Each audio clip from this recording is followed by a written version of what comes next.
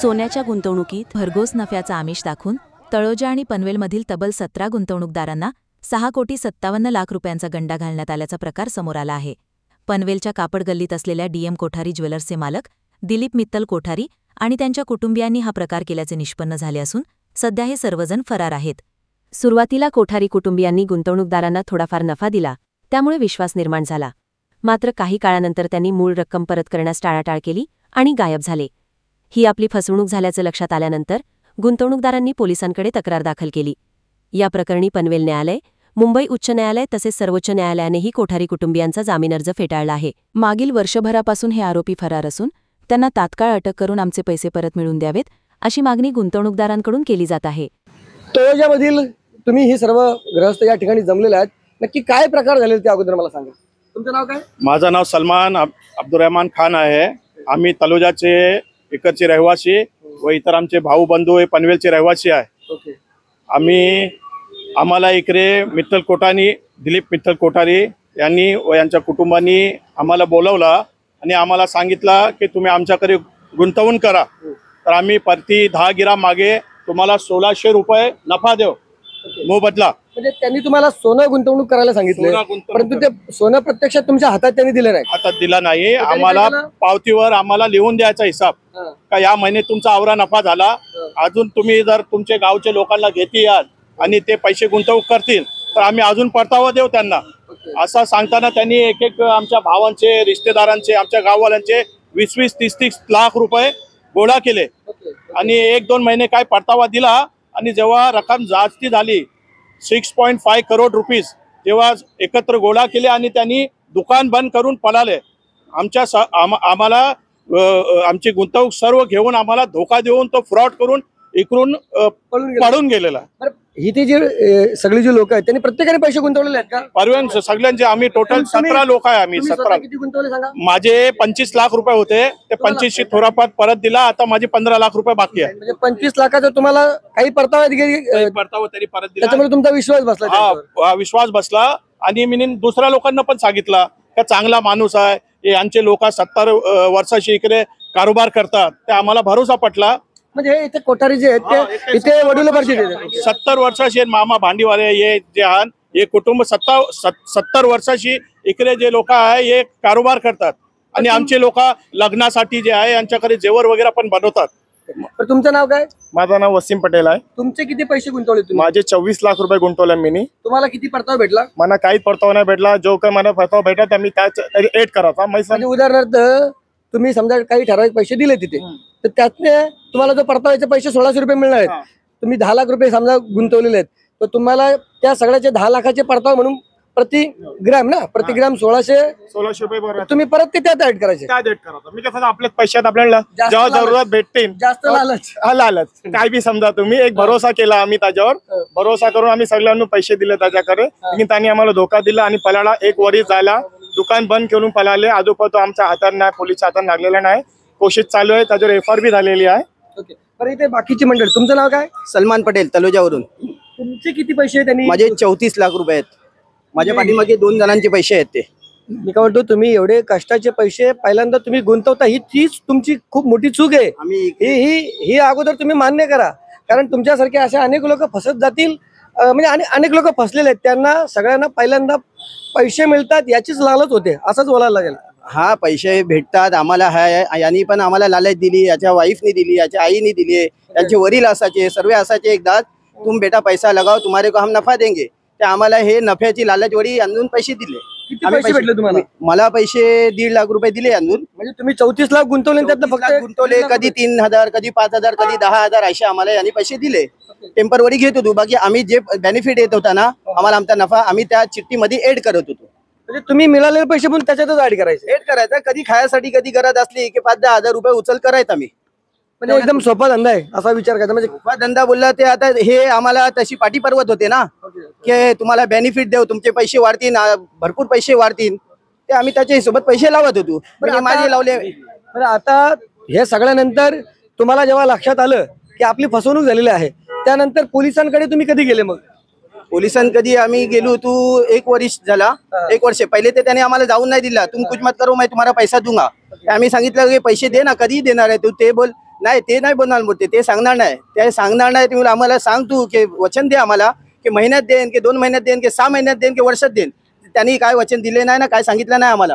भरोसा तुटला. आमचा भरोसा तुटला. त्याच्यानंतर आम्ही एकजूट झालो, सर्व ग्रुप बनवला आम्ही 18 जणांचा. त्या 18 जणांचा ग्रुप बनवल्याच्या नंतर तो सर्वांना एकेकाला फोन आला होता, तोडा बघायचा की ग्रुप तोडा, तुमचा ग्रुप ठेवू नको, माझ्यावर FIR करू नको. मी तू चोर आहे, तू चोर आहे, तुम्ही आमचे पैसे घेतल्या, आमच्या गाववाल्यांशी धोका केले, तुम्ही आमच्याशी फ्रॉड केलेला आहे, आमचे पैसे घेतल्या, आमचे पैसे नाही देत ना वर्षी, आमच्याशी दादागिरी करते, ग्रुप नको बोलू. आम्ही एकदा ग्रुप बनवला. ग्रुप बनवल्याच्या नंतर यांच्यावर FIR दाखल केली. FIR दाखल झाल्याच्या नंतर यांच्यावर कोर्टाशी सर्व कारवाई झाली.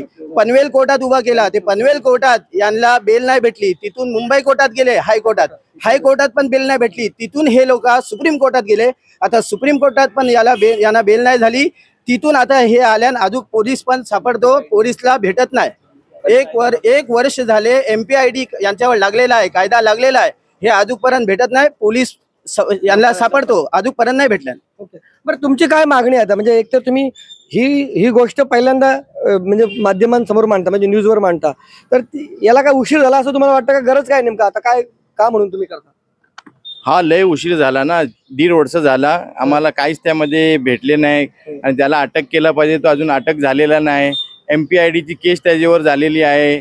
सुप्रीम कोर्ट सुद्धा त्याला रिजेक्ट केले, तरी पण अजून तो भेटत नाही. जोपर्यंत तो भेटणार नाही आमचा पैसा आम्हाला रिटर्न भेटला पाहिजे. आज आम्हाला खर्चासाठी पैसे नाही आहेत, पोरांना शिकवासाठी पैसे नाही आहेत, सगळे पैसे ते गुंतवणूक झालेले, तर आम्ही मोब त्यामध्ये परेशान झालेले आहो, वैतागलेले आहो. आणि किती वेळी आम्ही ते बेलापूरमध्ये पण CW आहे, IW आहे, त्यांच्याकडे फेऱ्या मारतो आम्ही, ते बोलतात आम्हाला भेटत नाही. ते नाही. बरं, एक गोष्ट लक्षात घ्या की जोपर्यंत आरोपीला पकडलं जात नाही तोपर्यंत त्याच्यावर कारवाई होणार नाही. त्याच्यानंतरचे मग सगळी प्रोसिजर असणार, नंतरच पैसे मिळतील. म्हणजे जोपर्यंत यांना त्या आरोपीला पकडलं जाणार नाही तोपर्यंत यांना पैसेही मिळणार नाही, ही वस्तुस्थिती आहे असं त्यांचं म्हणणं आहे. पण तुम्हाला काय वाटतं, तुम्ही 18 लोकांनीच पैसे गुंतवलेत का इतर लोकांनी गुंतवलेले आहेत? माझं नाव सुफियान पटेल आहे. माझं म्हणणं असे आमच्या संपर्कात जेवढी लोक आहेत 15-17 तळोजाचे ना पनवेलचे मिळून ही जेवढी लोक आहेत यांची आम्हाला माहिती असल्यामुळे आम्ही एवढ्यांची नावांनी कंप्लेंट करून FIR केलेली आहे. दुसरी इतर किती लोक असतील ती समोर आलेली नाहीत. आमच्या गावातली पण काही लोक अशी आहेत त्यांनी पण गुंतवणूक केलेली आहे. ते मुद्दाम मध्ये येत नाही का त्यांचा ओपन होईल, गावात लोकांना कळल का किती लोकांनी त्यांनी पण गुंतवलेली आहे. त्यांच्याकडे भरपूर पैसे होते, लोकांना लावलेले आहेत किती ना. इथे बाहेरची काही पनवेलची असतील, कळंबोलीची असतील, ती पण लोकांना मध्ये यायला पाहिजे. त्यांना पण काही ना काही त्याचा मोबदला भेटल. त्यांची जी गुंतवणूक केलेली आहे त्यांचे त्यांना पैसे भेटावे, ज्याचे त्याला पैसे आहेत.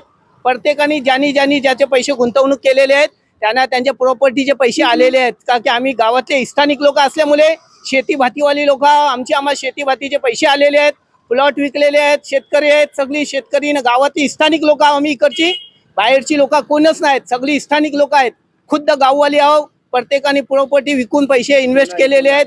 बायकांचे सोने जुने विकून तेच पैसे इन्व्हेस्ट केलेले आहेत प्रत्येकाने. पण तुम्हाला काय वाटतं की तुमच्यासारखी ज्यांची फसवणूक झालेली असेल, जे आजपर्यंत इथे आले नाही, त्यांनी तुमच्यासोबत राहायला पाहिजे का? आज पण त्यांनी यायला पाहिजे ना, त्यांनी EOW ला जायला पाहिजे, पोलिसांशी संपर्क करायला पाहिजे. तुमच्याशी जर कोणाशी संपर्क करायचा झाला तर कोणाशी संपर्क केला पाहिजे? म्हणजे तुमचे प्रतिनिधी कोण निवडले असतील ना? सलमान पटेल आहे ना, सलमान पटेलशी या ना संपर्क करा ना. काय नाव तुमचं? सलमान पटेल. म्हणजे तुम्ही जर ज्यांची फसवणूक झालेली असं तुम्हाला वाटते त्यांनी तुमच्याकडे राहायचं आहे तर कुठला नंबर, तुम्ही कुठल्या नंबरवर संपर्क केला नंबर पाहिजे? देतोय मी 9821 9821 975070.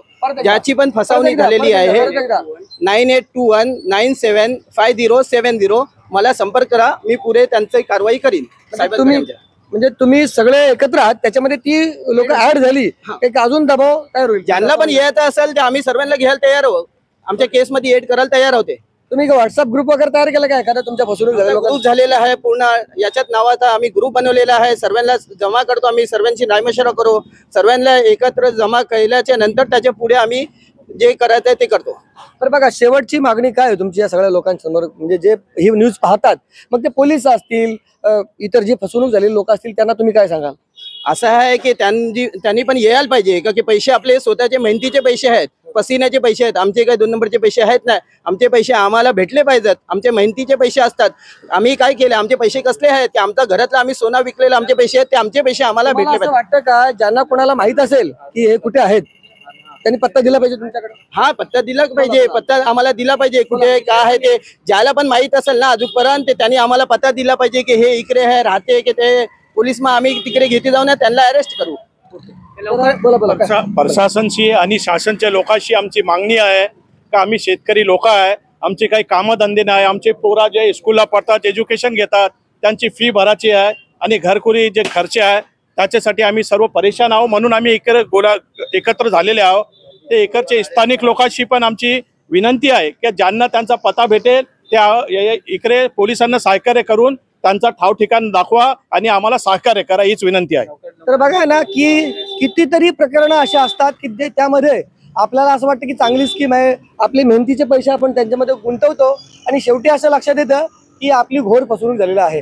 सगळ्यात आश्चर्य म्हणजे ही अशी मंडळी, ही सुशिक्षित आहे सगळी मंडळी, याच्यामध्ये ही शिकलेली मंडळी देखील अशा आमिषाला कशी बळी पडतात हे सर्वांची म्हणजे हीच एक खंत आहे. ठीक आहे, चला त्यांनी त्यांची फसवणूक झालेली आहे, परंतु किमान अशी इतर लोकांची फसवणूक झाली नाही पाहिजे. शिवाय ज्यांना कोणाला या गोष्टीची माहिती असेल त्यांनी देखील त्यांच्या संपर्कात आलं पाहिजे, अशीच त्यांची मागणी आहे. तुम्हाला काय वाटतं त्याबाबतची तुमची प्रतिक्रिया अवश्य नोंदवा. व्हिडिओ जर्नलिस्ट यासिन खानसह सागर राजे, प्रभात पूर्व न्यूज करता पनवेल. धन्यवाद.